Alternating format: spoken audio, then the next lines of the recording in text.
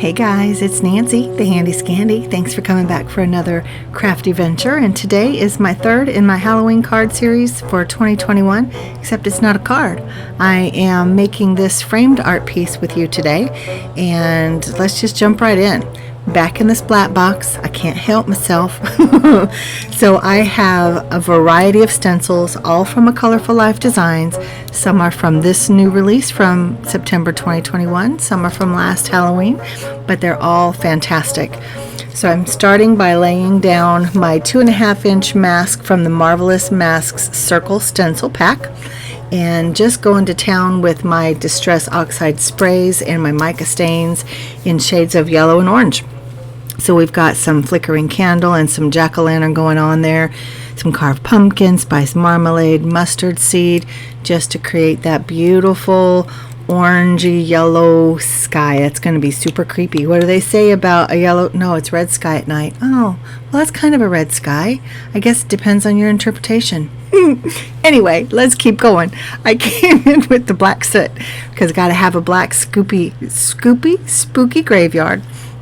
And so here come all the different layered stencils. We start with the Halloween Edger one, and of course that has the tombstones at the top. It kind of creates like the faraway ground, the background, I guess, and we're moving closer and closer to the front. The next stencil is called Simple Ground 1. That's what that one is, and each time I'm spraying some more black soot and just adding another layer and some more depth.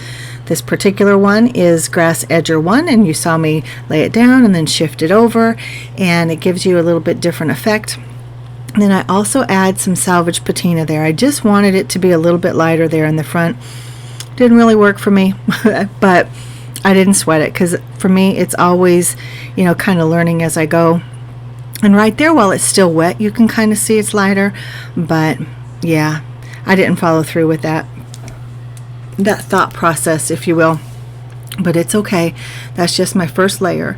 So you saw me dabbing up my excess, and that little piece of strip of cardstock actually becomes a card. Not in this video, but down the road it sure does. And there I sprayed my cardstock, which by the way is Bristol Smooth, and I also sprayed that stencil mask, and I lifted the paint, the ink, off of the circle stencil, and that creates that super creepy sky, like the creepy clouds, kind of swooping in over the moon. I love that look. It's so much fun, and it's so organic. You have no control over where that paint's going to go. But then I bring all those same stencils back in, and I'm adding some detailed layers now, using my detail black ink from Pink Fresh Studio to do the ink blending. And you can see it's a little bit darker and it's a little bit lighter, so it's very subtle, but that lightness looks like a spooky, smoky, kind of hazy look. It's so much fun. Yeah, and that just creates the depths of the layers, right? And then so now I'm adding just some creepy branches coming in from the side. Again, it just creates another layer, creates more dimension, kind of tells your story a little bit more, makes that setting that much creepier. So this is the buzzard tree, and you can see I'm just using parts of it, right? I'm not laying down that whole stencil and using the whole thing, which you can, but look at pieces and parts of your stencils. How can you use them in different way? Kind of re-envision, if you will. And that really just kind of extends the life and the use of your products, whether it's stencils or stamps or whatever else it might be. Now that round circle over there on the right, that is called Creepy Branches. I love that stencil. I decided not to use it on this because I wanted the actual branch to be the darkness, and with the Creepy Branches it would be the other way around. It would be putting color down on the outside of it. So that's more of a mask than it is a stencil, but I digress. I had to have the actual buzzard. So look at the scene. Like, I could have stopped right here. That's an amazing scene. Put a creepy sentiment on there, boom, you've got a cemetery, and it's beautiful, but it's creepy, and I love it. But I couldn't stop. So I used the top of this stencil, which is called Zombie Hands. I used the landscape, so I added one more layer in there, and now I'm using the actual hands. And so I ink blended. I'm using the Pasta Sculptura. Then I spray some black soot, and that gives it kind of like a creepy, decaying skin look. Once I lift that stencil up, you'll see it. What? Right? It's like some rot. So it's bad. So I set that aside. I let it dry. This is the Bat Flight stencil. It's from last year as well. The creepy branches and the buzzer tree were from last year too, I believe, maybe the year before. It's kind of getting away from me at this point. But while that pasta sculptura is still wet, I spray some black soot because I want my bats to be black and I want them to have that texture and that dimension. So laid that down, again, let it dry. I come back a couple hours later. It doesn't take that long, but that's what I did. And then I come in with my tombstone. So this time I actually colored the pasta sculptura, so it's already the color of concrete when I spread it on. So I spread it on very messy, right? I didn't do a good job, and then I sprayed it with the black soot again, and this time it looks like concrete, but there's some excess there that I need to come back and clean up. So I tried it while it was still wet. That wasn't happening. But while it was partially dry, I was able to come in and kind of scrape it up. And because it is a sculpting paste, I'm actually able to kind of use my tweezers as a sculpting tool. Now, I'm no sculptor. That is way beyond my skill set. But I am able to create some dimension and some more texture into this tombstone, this monument. And it looks kind of cool. You can't really see it in the video, but it's there in real life. If you ever are able to come by my house, come on by and I'll show you this, this whole art piece. But now I have to figure out how am I going to layer this. At this point, I wasn't sure what I was going to do with it, but I decided right about here that I didn't want to trim it down. I'm trimming off the excess at the bottom because I didn't start my stenciling right at the very base. So I want my hands coming right up out of the ground. And then I decide, you know what, I have this beautiful kind of creepy vintage rose frame. It's made of pewter.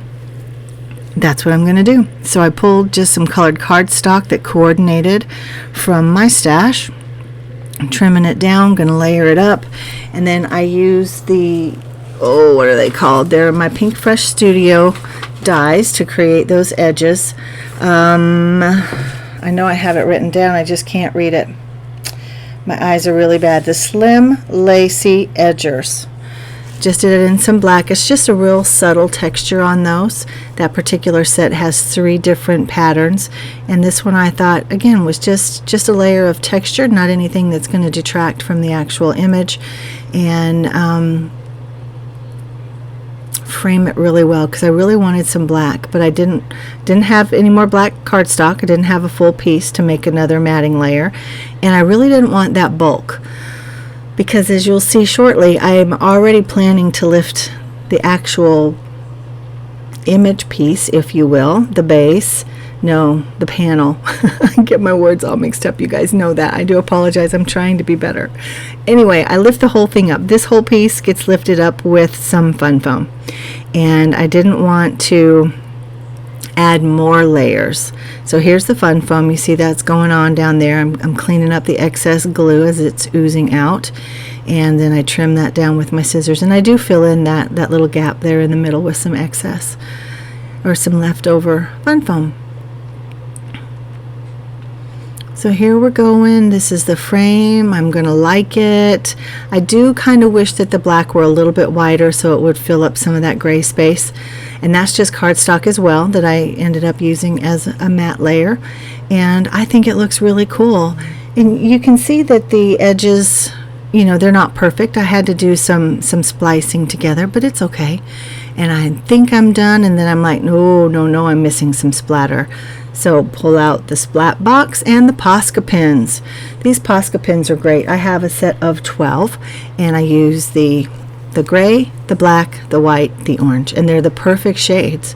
So they're paint pens, and they do dry permanently, but you have to prime them, meaning you push the nib down, and that allows the paint to flow. So I literally just shake them, and I learned this from Tracy Lewis, who is one of the designers for All in Create, and she uses her Posca pens for splatter all the time. Now I need to learn better control. I don't mind the big splots, but that's not what I was going for, but I don't hate it. I really don't. I do love that it went all over, even on the mat, And I did have to clean it off my frame because I have had this frame for a long time. I didn't want the splats there. But now I have my Ideology Halloween clipping sentiments, and it says, "Here in the darkened house of weeping, sometime in the middle of the night, suddenly a strange thing happened."